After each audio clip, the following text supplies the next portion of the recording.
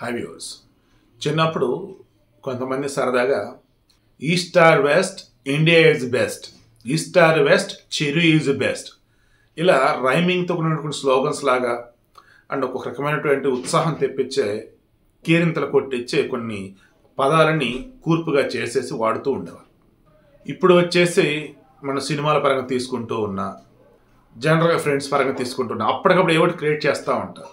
For example, అటు చూడు ఎటు చూడు ఎదురుంది నీవాడు, అటు చూడు ఇటు చూడు ఎదురుంది నీవాడు అంటే ఒక ఆడపిల్లని ఆట పట్టించేటప్పుడు ఇలా రకరకాలు. ఇప్పుడేంటి లేటెస్ట్గా చెట్టు మీద కొంగ జగనన్న దొంగ, hello AP bye bye YCP.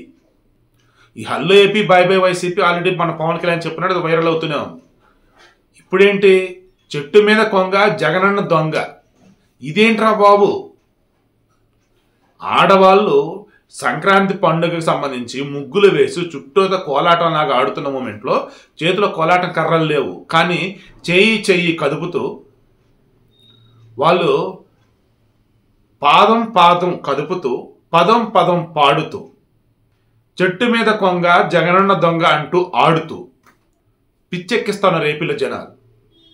నిజంగా నాకైతే సప్త సముద్రాలు ఈది ఇంటెదురు పిల్లకాలంలో పడ్డట్టు మన జగన్మోహన్ రెడ్డి గారు ఓరే దేవుడా ఎన్ని దాటుకొని వచ్చాడు. అసలు ఆ మనిషి కష్టాలు కానీ ఇబ్బందులు కానీ ఛాలెంజెస్ కానీ ఎన్ని దాటుకొని వచ్చాడు.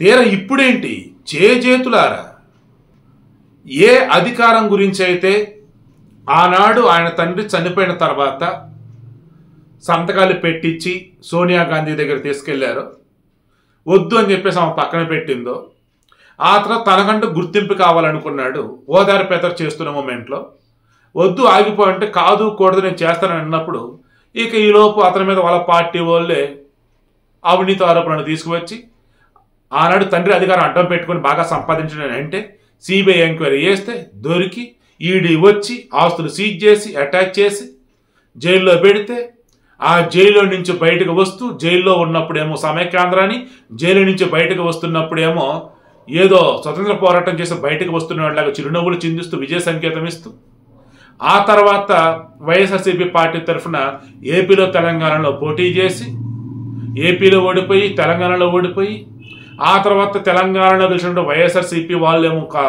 వాళ్ళ పార్టీని టీఆర్ఎస్లో విలీనం చేశారు. ఏపీలో ఉన్నటువంటి వాళ్ళు 23 మంది టీడీపీలో గెలిచారు. ఇటువంటి మూమెంట్లో కూడా అసెంబ్లీలో కూడా ఉండనని చెప్పేసి జనాల మధ్యగా పాదయాత్ర అని చెప్పేసి వచ్చి ఆ పాదయాత్ర చేస్తున్న మూమెంట్లో ఆయన ఇబ్బందులు పడ్డాడంటే లోకేష్తో పోల్చుకుంటే ఆయన పాదయాత్ర కాదయ్యా బాబు, ఆయన ప్రతి శుక్రవారం సెలవు పెట్టేవాడు, అదేమంటే కోర్టుకి వెళ్తూ ఉండేవాడు. లోకేష్ అలా ఏం కాదు, కంటిన్యూ చేశాడుగా, సెలవులు ఏం పెట్టలేదుగా. సో అలాంటప్పుడు ఆ పాదయాత్ర కూడా ఒక రకమైన నాటకమే బాబు, కానీ అది కూడా జనాలు నమ్మేశారు. ఆ పాదయాత్ర సమయంలో ఆయన ముద్దులు పెడితే, హగ్గులు ఇస్తే, చేయి పెట్టి నిమిరితే దేవుడు అనుకున్నారు, దేవుని బిడ్డ అనుకున్నారు. తీరా గెలిచిపిచ్చాక ఆయన చేస్తున్నటువంటి పనుల వల్ల ఈరోజు ఆయన్ని తిడుతుంది ఎవరో, పొగుడుతుంది ఎవరో, మరలా ఆయనకు ఓటేస్తారంటుంది ఎవరో, బాబోయ్ అంటుంది ఎవరు, అందరికి అర్థమైపోతూనే ఉంది. కళ్ళ ముందు కనిపిస్తూనే ఉంది కదయ్యా నా అక్కలు నా చెల్లెమ్ములు అంటూ ఆయన ఎవరి గురించి అయితే మాట్లాడతారు, నా ఎస్సీలు నా ఎస్టీలు నా బీసీలు అంటే ఎవరి గురించి అయితే మాట్లాడతారో, వీళ్ళల్లో ఉన్నటువంటి వాళ్ళు అత్యధికంగా ఇప్పుడు అంగన్వాడీలుగా ఉన్నటువంటి వాళ్ళు ఉన్నారు, మున్సిపల్ కార్మికులుగా సమ్మె చేస్తున్న వాళ్ళు ఉన్నారు, సర్వశిక్ష అభియాన్ వాళ్ళు ఉన్నారు, రేపు మా 108 104 అంటూ ఉన్నారు. సో ఇలా మొత్తంగా చూసుకుంటూ ఉన్నప్పుడు ఏం కనిపిస్తుంది, అంతా కూడా పేద బడుగు బలహీన వర్గాల వాళ్ళే, పేద మధ్యతరగతి కుటుంబాల వాళ్ళే. ఈరోజు వీళ్ళంతా కూడా జగన్నే ఓ రేంజ్లో ఆడుకుంటా ఉన్నారు. అదేమంటే మా బాధ అంటూ ఉన్నారు. అంత బాధలో ఉండి వాళ్ళు ఈరోజు అడుగుతున్నది ఏంటిది, కనీస వేతనాలు అడుగుతూ ఉన్నారు, పనికి తగ్గ వేతనం అడుగుతూ ఉన్నారు. ప్రభుత్వ ఉద్యోగాలు మమ్మల్ని అన్నట్టయితే ప్రభుత్వ పథకాలకి మేము అర్హులం కాదు అనర్హులం నువ్వు అనుకుంటూ ఉన్నట్టయితే మరి ప్రభుత్వం తరఫున మాకు రావాల్సిన ఎంత అవుతుందో ఆ వేతనాలు లేవు. అవుట్సోర్స్గా నువ్వు రెగ్యులేట్ చేస్తాను, రెగ్యులేట్ చేయి. ఏదయ్యా నువ్వు చేసేది? ఎన్నో దాటుకొని వచ్చావు, చివరికి ఒక్క అవకాశం అన్నావు, ఇచ్చావు ఒక్క అవకాశం, కానీ ఏం చేసావు? నట్టేటా ముంచేసావు. నమ్మినందుకు మమ్మల్ని మేము నిందించుకునేలాగా చేసావు. ఏమిటయ్యా జగన్మోహన్ రెడ్డి ఇది అని చెప్పేసి ఓపెన్గా మాట్లాడుతూ ఉన్నారు. సో స్టార్టింగ్ చెప్పిన వాడు ఇంతే.